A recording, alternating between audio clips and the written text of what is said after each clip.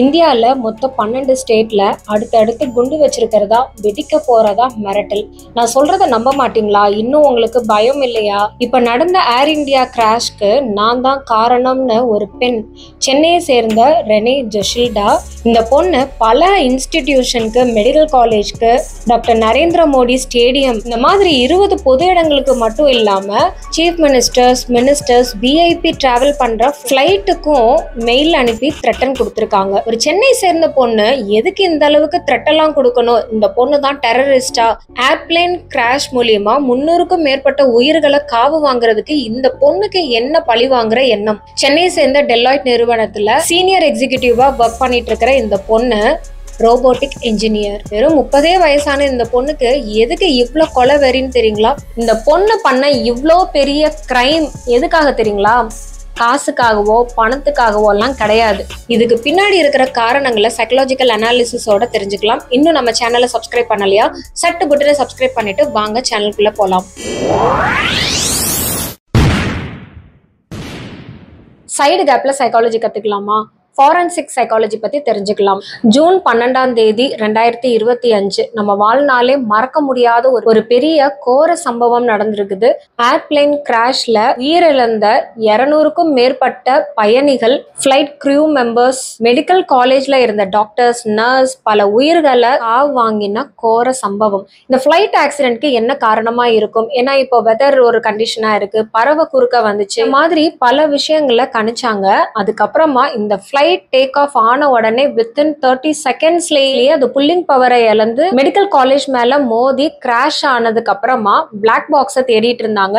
Black பாக்ஸை 2-3 நாள்ல கண்டுபிடிச்சிட்டு அதை பத்தி ரிசர்ச் பண்ண ஆரம்பிச்சாங்க. ஏன்னா சிடிஆர் அதுல இருக்கும், என்ன மாதிரியான கால்ஸ், மெசேஜஸ், என்ன தகவல் அப்படிங்கறது எல்லாமே அதுல இருந்து தெரிஞ்சுக்க முடியும். இந்த ஃபிளைட்ல இருந்து உயிர் தப்பிச்சாரே அந்த ஒருத்தர், சீட் நம்பர் 11A, அந்த சர்வைவர், அவர் மேலையும் சந்தேகம் பண்ணாங்க. ஏன்னா இவ்வளோ பெரிய ஒரு கிராஷ் நடந்திருக்கு, எப்படி அவர் எமர்ஜென்சி எக்ஸிட்டை வந்துட்டு புஷ் பண்ணி அவர்னால வெளியில வர முடிஞ்சது? சரி, அப்படியே அவர் கீழே விழுந்தாலும் உயிர் தப்பிச்சாலும் ஒரு ஃப்ராக்சர் கூடவா இல்ல, அப்படியே எந்திரிச்சு நடந்து வராரே அப்படின்னு இவர் மேல எல்லா சந்தேகங்களும் வைக்கப்பட்டது. ஏன்னா இவர் பிரிட்டிஷ் இந்தியன் அப்படிங்கிற ஒரு கண்ணோட்டத்திலையும் பார்த்தாங்க. தென் ஃபைனலி இது ஒரு டெக்னிக்கல் இஷ்யூஸ் தான், ஃபிளைட்டோட என்ஜின்ல ப்ராப்ளம் இருந்திருக்கு அப்படி இப்படின்னு சொல்லிட்டு அந்த ஒரு வந்தாங்க. இந்த விபத்துக்கான இன்வெஸ்டிகேஷன் தொடர்ந்து போலீஸ் ரொம்ப தீவிரமா எல்லாத்தையுமே சந்தேகப்படுற விதமா இன்வெஸ்டிகேஷனை மேற்கொண்டுட்டு தான் இருக்காங்க.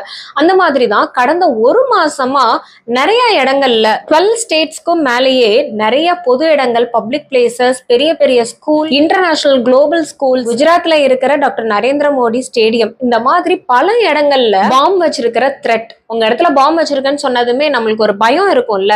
சம்பந்தப்பட்ட இன்ஸ்டிடியூஷன் போலீஸ்ல கம்ப்ளைண்ட் பண்ணிருக்காங்க. தொடர்ந்து இந்த ஒரு மாசம் மட்டுமே 20க்கும் மேற்பட்ட இடங்கள்ல இந்த மாதிரியான த்ரெட்ஸ் வந்துட்டே இருக்குது. இது மட்டும் இல்லாம மினிஸ்டர்ஸ், சீஃப் மினிஸ்டர்ஸ், முக்கியமான விஐபிஸ், இவங்க ஃப்ளை பண்ண போற ஏர்போர்ட்டுக்குமே இந்த மாதிரி பாம்பு த்ரெட்ஸ் வந்ததுனால இம்மீடியட்டா அவங்க அலர்ட் ஆகி வேற ஃபிளைட் சேஞ்ச் பண்ணிட்டு வேற ஆல்டர்னேட்டிவ் டிரான்ஸ்போர்ட் வந்து அரேஞ்ச் பண்ணி கொடுத்துருக்காங்க. இது எல்லாமே கான்பிடென்ஷியலாவே நடந்திருக்கு. இந்த மாதிரியான ஒரு சஸ்பெக்ட்ஸ் இப்படி ஒரு பரபரப்பான ஒரு சூழல்ல தான் ஒரு மெயில் வந்திருக்கு. அந்த மெயில்ல குறிப்பிடப்பட்டது என்னன்னா, ஏர் இந்தியா பிளேன் கிராஷுக்கு நான் தான் காரணம், இன்னும் உங்களுக்கு பயம் வரலையா அப்படிங்கிற ஒரு மிரட்டல் அதுல இருந்திருக்கு. உங்க இடத்துலயும் பாம்பு வச்சிருக்கேன் அப்படிங்கறதையும் குறிப்பிட்டிருக்காங்க. இந்த கோஇன்சிடென்ட்ஸை சம்பந்தப்படுத்தி பார்க்கும்போது எல்லா த்ரெட்ஸுமே ஒரு நபர் தான் பண்ணிருக்காங்க அப்படிங்கிறத கன்ஃபார்ம் பண்றாங்க. நம்ம இந்தியன் போலீஸ்க்கு ஒரு சின்ன பொறி கிடைச்சாலே போதுமே, அவ்வளோ பிரில்லியண்டா துப்பறிஞ்சிருவாங்க. எல்லாமே ஈஸியா ஸ்மெல் பண்ணி மாதிரி டீப்பரா இதை பத்தி இன்வெஸ்டிகேட் பண்ணி ரீசெண்டா கிடைச்ச க்ளூவை வச்சு தேடும் போதுதான் ஒரு சின்ன மிஸ்டேக்னால ரெனே ஜொஷில்டா மாட்டிக்கிட்டாங்க. பொண்ணு என்ன தீவிரவாதியா? எதுக்காக இவ்ளோ த்ரெட்ஸ் கொடுக்கணும்? அதுவும் ஒரு பிளேனே கிராஷ் பண்ற அளவுக்கு என்ன அவ்வளவு கொடூரம் இந்த பொண்ணுக்குள்ள? பொண்ணு கிட்ட விசாரணை நடத்திருக்காங்க. இம்மீடியட்டா நுங்கம்பாக்கத்துல இந்த பொண்ணோட வீட்லயே அவங்கள அரெஸ்ட் பண்ணிட்டு அவங்க அப்பாவையும் கூப்பிட்டுட்டு மேலும் ஃபர்தர் இன்வெஸ்டிகேஷனுக்காக அகமதாபாத்துக்கு கூட்டு போயிருக்காங்க. விசாரணையில தான் பயங்கர ஷாக்கிங்கான விஷயங்கள்லாம் தெரிய வருது. இந்த பொண்ணு பண்ண இவ்வளோ பெரிய கிரைம் எதுக்காக தெரியுங்களா? காசுக்காகவோ பணத்துக்காகவோ எல்லாம் கிடையாது. பொதுவா இந்த மாதிரி த்ரெட்டன் மெயில் கொடுக்கறது, ஹைஜாக் பண்றது, இந்த மாதிரியான வேலைகள்லாம் மணி டிமாண்ட் இருக்கும், அது சோஷியல் காஸ் இருக்கும். ஆனா இந்த அம்மனி பண்ண வேலை லவ் ப்ராப்ளம். கேட்கவே கடுப்பாகுது இல்ல? ஒரு லவ் ஃபெயிலியர், அதுவும் 2 பேரும் ஒருத்தருக்கு ஒருத்தர் உருகி காதலிச்சு லவ் ஃபெயிலியர் கிடையாது, ஒருதலை காதல். இந்த ஒருதலை காதல் ஒன் சைடட் லவ் ஆக்கம் எந்த அளவுக்கு கொண்டு போய் விட்டுருக்கு பாத்தீங்களா? இந்த பொண்ணு பெங்களூர்ல வேலை பார்த்துட்டு இருக்கும் போது கூட வேலை பார்க்குற பெங்களூர் பையன் மேல கிரஷ் ஆகுது. சோ அந்த கிரஷ் நாளளவுல ரொம்ப டீப்பா லவ் ஆகுது. யாருக்கு? இந்த பொண்ணுக்கு, ரெனே ஜோஷில்டாவுக்கு பையன் மேல ஒருதலை காதல் ஏற்படுத்து. அந்த பையன் கிட்ட இந்த பொண்ணு போய் ப்ரப்போஸ் பண்றா. ஆனா அந்த பையன் சொல்லியிருக்கான், எனக்கு ஏற்கனவே லவர் இருக்காங்க, நான் உங்களை தான் கல்யாணம் பண்ணிக்க போறேன், சோ அதனால உன் மேல இன்ட்ரெஸ்ட் இல்ல அப்படின்னு ரிஜெக்ட் பண்ணிட்டாங்க. உடனே இந்த பொண்ணுக்கு ஏற்பட்ட சைக்கலாஜிக்கல் டிஸார்டர் என்ன தெரியுங்களா? RSD, அதாவது ரிஜெக்ஷன் சென்சிட்டிவிட்டி டிஸ்போரியா. இந்த RSDனால இவங்க மனதளவுல ரொம்பவே பாதிக்கப்பட்டிருக்காங்க. என்ன ரிஜெக்ட் பண்றதுக்கு என்ன காரணம்? என்கிட்ட அழகு இல்லையா, என்கிட்ட படிப்பு இல்லையா, நான் ஒரு ரோபோட்டிக் என்ஜினியர், எனக்கு எல்லா ஸ்கில்லுமே இருக்கு, நான் ரொம்ப டேலண்டடான பொண்ணு, என்ன எந்த வகையில நீ ரிஜெக்ட் பண்ற? எனக்கு ஒன்னு பிடிச்சிருக்கு, கண்டிப்பா நீயும் என்ன லவ் பண்ணணும், என்னதான் கல்யாணம் பண்ணிக்கணும் அப்படின்னு ரொம்ப ஃபோர்ஸ்ஃபுல்லா மாறுறாங்க. கிட்டத்தட்ட இந்த வல்லவன் படத்துல வர ரீமாசன் கேரக்டர் மாதிரி தான். எப்படி அந்த லவ் டார்ச்சர் பண்ணுவாங்கல்ல, அந்த லவ் டார்ச்சர் பண்ற மாதிரி தான் இந்த பொண்ணும் வந்து சொல்லி பார்த்திருக்கா. அதுக்கப்புறமா இங்க சென்னைக்கு டெலாய்ட்டுக்கு ஷிஃப்ட் ஆயிட்டாங்க. பிப்ரவரி 2025ல இந்த பையனுக்கு வேற ஒரு பொண்ணு, அதாவது அந்த பையன் ஏற்கனவே லவ் பண்ணிட்டு இருந்தாங்க இல்லையா, அந்த பொண்ணோட கல்யாணம் ஆயிருச்சு. சோ இதை இந்த பொண்ணுனால அக்செப்ட் பண்ணவே முடியல.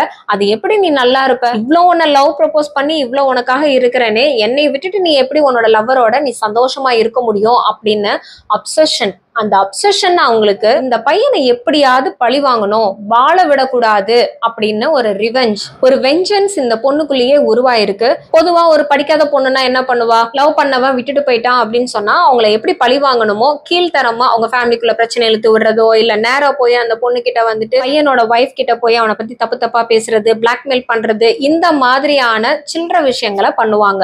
இந்த பொண்ணுதான் ரோபோட்டிக் என்ஜினியர் ஆச்சே. சோ அதனால இவர் ரொம்ப டெக்னிக்கலா யோசிச்சு இந்த பையன் பேர்ல நிறைய ஃபேக் ஐடிஸ், VPN யூஸ் பண்ணி டார்க் வெப், சைபர் டாக்டிக்ஸ் மூலியமா பாம் த்ரெட்டை அனுப்பியிருக்கா.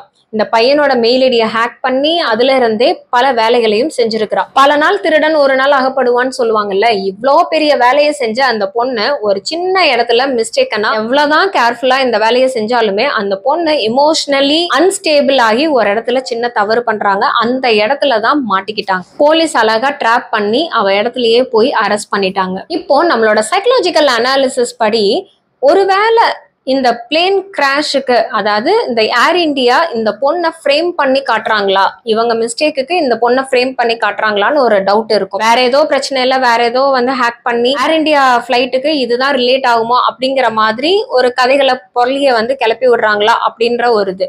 இன்னொரு பக்கம் வந்து பாத்தீங்கன்னா இந்த பொண்ணே எல்லாருக்கும் த்ரெட் மெயில் அனுப்பியிருக்கா. ஆனா இன்னும் அந்த பாய் ஃப்ரெண்ட், ஒருதலை காதலன் அந்த பையன் மாட்டிக்கலையே, போலீஸ் இன்னும் அவனை ஐடென்டிஃபை பண்ணலையே அப்படிங்கிறதுனால கொஞ்சம் ஸ்பைஸ் ஏத்துறதுக்கு, ஏன்னா அப்பதானே கொஞ்சம் காரசாரமா திரும்பி பார்ப்பாங்க அப்படிங்கிறதுக்கு இந்த பொண்ணே அந்த ஏர்பிளேன் கிராஷ இதுல வந்து இன்க்ளூட் பண்ணிருக்காளா, கொயாக்ஸ் த்ரெட்டை கொடுத்திருக்காளா. இந்த ரெண்டு விஷயங்களையுமே டீப்பா போலீஸ் இன்வெஸ்டிகேட் பண்ணிட்டு தான் இருக்காங்க.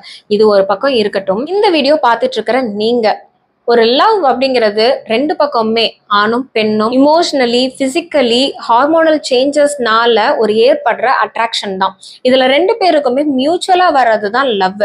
இந்த லவ்ன்ற பேர்ல டாக்ஸிக் ரிலேஷன்ஷிப்பா, இந்த லவ் எப்ப டாக்ஸிக்கா மாறும் தெரியுங்களா? ஆப்போசிட் பர்சனுக்கு இன்ட்ரெஸ்டே இல்லை, அவங்களுக்கு இதுல விருப்பமே இல்லைன்னாலுமே கம்பல் பண்றது, நீ என்னதான் கல்யாணம் பண்ணிக்கணும்ன்றது, அதுவும் இல்லாம அவங்களோட செல்ஃப் இமேஜ், செல்ஃப் ஒர்த்தை குவெஸ்சன் பண்ணிக்கிறது. நான் அழகா இல்லையா, என்ன காட்டிலையும் உனக்கு பெட்டரா ஒரு பொண்ணு கிடைச்சிருவாளா அப்படிங்கிற மாதிரிலாம் அவங்கள ஹைலைட் பண்ணி சொல்ற விதமா ஆப்போசிட் பர்சனை அட்ராக்ட் பண்ணணும்னு நினைக்கிறது. இது எல்லாமே அவங்களுக்கு ஒரு அப்சஷனை தான் கிரியேட் பண்ணும். முக்கியமா இந்த ஒருதலை காதல், ஒன் சைடட் லவ் அப்படிங்கிறது ரொம்பவே டேஞ்சர் தான். சரி, நீங்க ஒர்க் பிளேஸ்ல காமனா நடக்கிற விஷயங்கள் தான். ஏன்னா ஒருத்தரை பார்க்கும்போது அழகா இருக்கான்ல சைட் அடிக்க ஆரம்பிப்போம், அந்த சைட் வந்து க்ரஷ்ஷா மாறும். இதெல்லாம் ஒரு நல்ல ஃபீலிங் தான். உங்களுக்கு ஒரு ஹாப்பி ஹார்மோன்ஸ், டோபமைன் செக்ரீட் ஆகி நீங்க உங்களோட செல்ஃப் க்ரூமிங்க்கு, செல்ஃப் பெர்ஃபார்மன்ஸ்க்கு, செல்ஃப் கான்ஃபிடென்ஸ்க்கு இது எல்லாத்தையுமே ஒரு செல்ஃபா மோட்டிவேட் பண்ற டூல்ஸ் தான். ஆனா அந்த க்ரஷ்ஷை நீங்க உங்களோட சொந்தமா ஆக்கிக்கணும், அவங்களுக்கு விருப்பமே இல்லை அப்படின்னாலும் லவ் டார்ச்சர் பண்ணணும், உங்களை கல்யாணம் பண்ணிக்க வைக்கணும் அப்படின்னு நினைக்கும் போதுதான் பிரச்சனை. இன்கேஸ் நீங்க உங்களோட க்ரஷ்ஷோ இல்ல உங்களோட ஒன் சைடட் லவரோ அவங்க கல்யாணம் ஆகி அவங்க வேற பொண்ணோட போயிட்டாங்க, வேற ஆணோட போயிட்டாங்க அப்படின்னா முக்கியமா நீங்க எடுத்துக்க வேண்டியது கவுன்சிலிங். ஏன்னா வெண்ட் அவுட் ஆகுறது, உங்களோட ஃபீலிங்ஸை சப்ரஸ் பண்ணி வைக்கிறது இந்த மாதிரி தான் ஒரு பெரிய பிரச்சனையில மூளை எக்கு தப்பா ஹைஜாக் ஆகி தேவையில்லாத விஷயங்களை பண்ண வைக்கும். அது நீங்க எவ்வளவு படிச்சவங்களா இருந்தாலும் சரி, நீங்க எவ்வளவு பிரில்லியண்டா இருந்தாலும் சரி, நீங்க படிக்காதவங்களா இருந்தாலும் பாமர மக்களா இருந்தாலுமே சரி, மனசு அப்படிங்கிறது, மனசோட வலி இது எல்லாருக்குமே ஒண்ணுதான். அந்த பெயினை நீங்க எந்த அளவுக்கு அதை டேக்கிள் பண்றீங்க, ஓவர் கம் பண்றீங்க அப்படிங்கிறது ரொம்ப முக்கியம். சில பேர் நான் பெயினை ஓவர் கம் பண்றேன்னு அவங்களோட உடலை வருத்தி ரொம்ப ஹர்ட் பண்ணிட்டு என்னோட பெயினை நான் ஓவர் கம் பண்றேன்னு சொல்லுவாங்க. இது இட் இஸ் டோட்டலி ராங். ஆனா பெயினை ஓவர் கம் பண்றதுக்குன்னு சில வழிமுறைகள் இருக்கு. அது ஒரு ஹெல்தி பிராக்டிஸ் மூலியமாவும் கவுன்சிலிங் அண்ட் தெரப்பி மூலியமாவும் நீங்க ஈஸியா ஓவர் கம் பண்ணலாம். இந்த பொண்ணு பண்ணது ஒரு பெரிய கிரைமா இருந்தாலும் அதுக்கு தூண்டினது, ட்ரிகர் பண்ணது ஒரு சைக்கலாஜிக்கல் டிஸார்டர் தான். நம்ம ஒரு பெரிய தப்பு பண்றோம் அப்படின்னா அதுக்கு ஃபர்ஸ்ட் காரணமே உங்களோட சைக்கலாஜிக்கல் ஸ்டெபிலிட்டி இல்ல, உங்களோட மைண்ட் அண்ட் இமோஷனல் உங்க கையில இல்ல, கண்ட்ரோல் இல்லைன்றது தான். ஸோ இந்த மாதிரியான சிக்கலுக்குள்ள நீங்க இருக்கீங்க, என்ன முடிவெடுக்கணும்னு தெரியல, இமோஷனலி ஸ்டக்கப் ஆயிட்டீங்கன்னா தயவு செஞ்சு ஒரு கன்சல்டேஷன் எடுத்துக்கோங்க. இந்த பொண்ணை பத்தி நீங்க என்ன நினைக்கிறீங்க? ஒரு காதலுக்காக இவ்வளோ பெரிய சம்பவத்தை பண்ணிருக்காங்களே, உங்களோட கருத்துக்களை கமெண்ட்ல சொல்லிட்டு இந்த வீடியோவை உங்க ஃப்ரெண்ட்ஸ்க்கும் ஷேர் பண்ணிருங்க. இந்த மாதிரி ட்ரெண்டிங்கான விஷயங்களை சைக்கலாஜிக்கல் அனாலிசிஸோட தெரிஞ்சுக்கிறதுக்கு நம்ம சேனலை சட்டு புட்டுன்னு ஃபாலோ பண்ணிக்கோங்க. நெக்ஸ்ட் வீடியோல புது கான்டென்ட்டோட வர. Until then take care of your mental health. நன்றி, வணக்கம்.